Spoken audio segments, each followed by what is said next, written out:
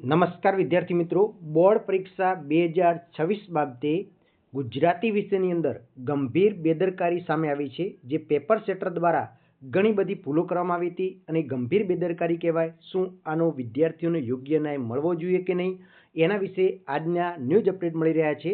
તો તમે જોઈ શકો છો કે બોર્ડ પરીક્ષા 2026ની અંદર ગુજરાતી વિષયની અંદર ધોરણ 10 અને 12ની અંદર સામાન્ય પ્રવાહની અંદર ગંભીર સબરડા સામે આવ્યા છે.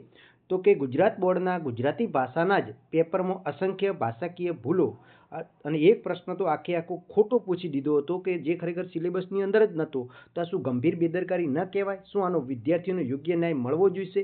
તમારે પણ કમેન્ટ કરીને જણાવવાનું છે કે શું ખરેખર આ એક ગુજરાતી માધ્યમના બોર્ડ દ્વારા જો આવી ભાષાકીય ભૂલો કરવામાં આવે તો તે ખરેખર યોગ્ય કહેવાય નહીં. તો વિદ્યાર્થી મિત્રો, આ ન્યૂઝપેપર દ્વારા મળી રહી છે માહિતી કે ગુજરાતી ભાષાના જ પેપરમાં ભાષાકીય ભૂલો જોવા મળી છે. મળતી માહિતી અનુસાર ધોરણ 10ની અને ધોરણ 12ની જે માર્ચ મહિનાની અંદર પરીક્ષા લેવાઈ હતી, સામાન્ય પ્રવાહમાં પ્રથમ ભાષાના પેપરની પરીક્ષા હતી, જેમાં ગુજરાતી પ્રથમ ભાષાના પેપરમાં અસંખ્ય ભૂલો, જેમાં વ્યાકરણ ભૂલો, ભાષાકીય ભૂલો ધ્યાને આવી છે અને ઉત્તરવી તપાસતા શિક્ષકોના જણાવ્યા મુજબ નાની મોટી 70થી 80 જેટલી ભૂલો પ્રશ્નપત્રની અંદર જોવા મળી રહી છે. આ એક ગંભીર સબરડો કહેવામાં આવે છે, જેમાં ખાસ કરીને એક ધોરણ 10ની વાત કરીએ તો કવિતાને ધ્યાને રાખી ઘોને બદલે ધોન લખ્યું હતું, જ્યારે પ્રશ્ન ક્રમાંક 46ના પ્રશ્નમાં તળપદા શબ્દમાં ચીઓની જગ્યાએ ચીપો લખ્યું હતું અને પ્રશ્ન નંબર 1ના વિકલ્પમાં નૈષદને બદલે નિષદ લખવામાં આવ્યું હતું. આ ઉપરાંત પ્રશ્ન નંબર 36ના પ્રશ્નમાં રાજીપોની જગ્યાએ રાજીઓ લખ્યું હતું અને 40 નંબરના પ્રશ્નમાં નહોતી લખવાને બદલે ન હોતી એવું લખ્યું હતું. તો આ ગંભીર ભાષાકીય ભૂલો કહેવાય. જ્યારે સેક્શન ડીમાં અર્થગ્રહણમાં કાવ્ય પંક્તિમાં રસદારને બદલે રસધર લખ્યું હતું. પ્રશ્ન નંબર 81માં આપેલ ગદખંડમાં યક્ષ પર્વને બદલે યક્ષ પર્વ લખવામાં આવ્યું હતું.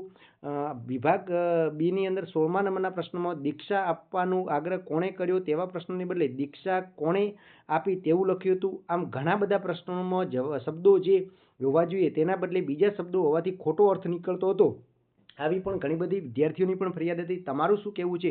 ખરેખર આનો વિદ્યાર્થીઓને યોગ્ય ન્યાય મળવો જોઈએ કે નહીં? જ્યારે ધોરણ 12ની વાત કરીએ તો ધોરણ 12 ગુજરાતીના એક પ્રશ્નમાં તો ખોટી ભૂલ હોવાથી જ પ્રશ્ન ખોટો સાબિત થયો હતો, જેની વિદ્યાર્થીઓને 1 માર્ક્સનું નુકસાન થયું હતું.